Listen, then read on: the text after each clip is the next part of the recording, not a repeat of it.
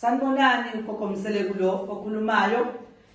Ugogo Mseleku niyazi ukuthi uma isuke ekhuluma usuke ezokhuluma izinto ezibalekile nenza usizo kakhulu kubantu.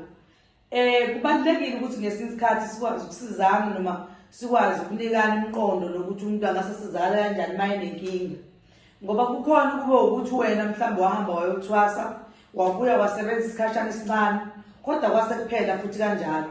Noma wahamba wayokwenza isithunywa ngoba kufuneka isithunywa kuwena, kodwa wabuya wathi ukuthi nje kancane abantu abadala bakhe abakuwena kwase kumane kuphelela kanjalo.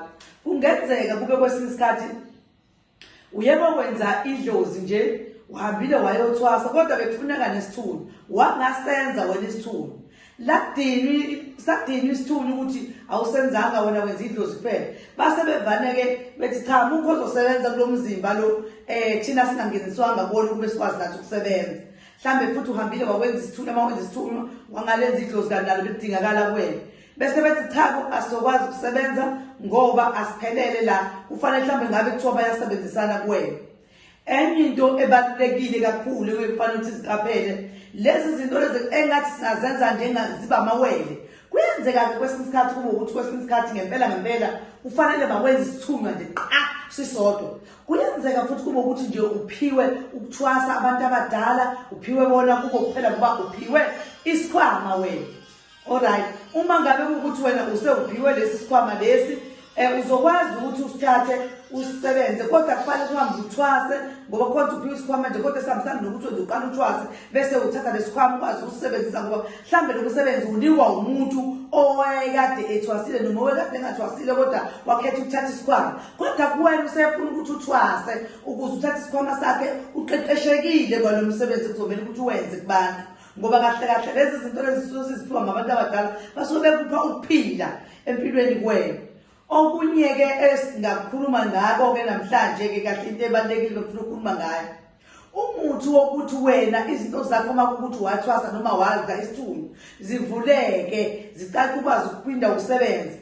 Siyakwazi ukwenzela sikunike umuthi ozokwazi ukuthi ukusize ukwazi ukuvula izinto zakho ezibophekileyo, ukwazi ukuqaqa lapho kuqaqeke khona.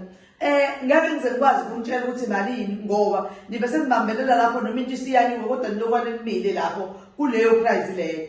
Kodwa bona nje uma ngabe wena unaleyo nkinga ungafika la, ngingakutshela ukuthi wena uzokwenza kanje wenze kanje. Uyavusana-ke kodwa lo muntu ufuna uvuke nango-12 usebenzise. Uyavusana kufuna uvuke usebenzise ukuze ukhulume kahle nabantu abadala. Ngalesikhathi ukhuluma nawo lo muthi uyawuphahla, uyawusebenzisa, ukhuluma nawo, uzobona into ezokwenzeka emveni kwaloko. Bese emveni kwaloko-ke mase usebenzisa bese lokuthi lapha edumbeni yakho uthole into yokuchela, ugxoshisa izitha, ugxoshisa izitha ngoba phela uyazi ngabantu bezizitha abangagcina bejika abanye bengakuboni ngoba kunezitha vele ezisebenza kulikhaya. Ukusebenzisa yonke le mithi kanye uza kuchela ekhaya ubhizi nawe uyawusebenza lo muthi kodwa futhi uyachela wenzela ukuthi ikhaya lakho lihlanzeke kahle libe clean. Angizeke uzobe sewuthatha-ke nesibunge sakho uyasishisa njalo ekuseni ubiza abantu ukuthi abantu abangene. Hayi ngiyakutshela inkosi impela lapho uzobona nawe, uzobona ukuthi nje-ke abanye abantu uthola ukuthi mesesizakala kanjalo omunye uvana bese yathula angabasakwazi ukuzokutshela ukuthi gogo hayi bandla wangisiza kwavuleka kwaba nje ngoba angazi bese bonani ngoba phela usuke ekhokhile vela kukho kusovela ukuthi azokufuna-ke. Wena usujabule ukuthi ubuyile kweza kuwena wazosho ukuthi cha uyabonga msizile kakhulu. Lokho kwenza ukuthi nangelinye ilanga uma ufika ngikwazi ukubhekela induku efanele ukuthi uyithole ezokwazi ukukusiza kule nto ngichazela ngayo.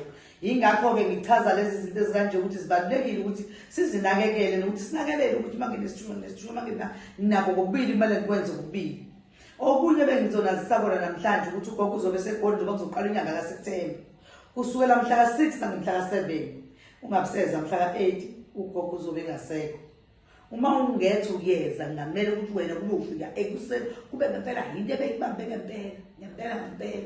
Futhi-ke nje uma sekudlule lapho vele siyakwazi ukuthumelela ngophepha.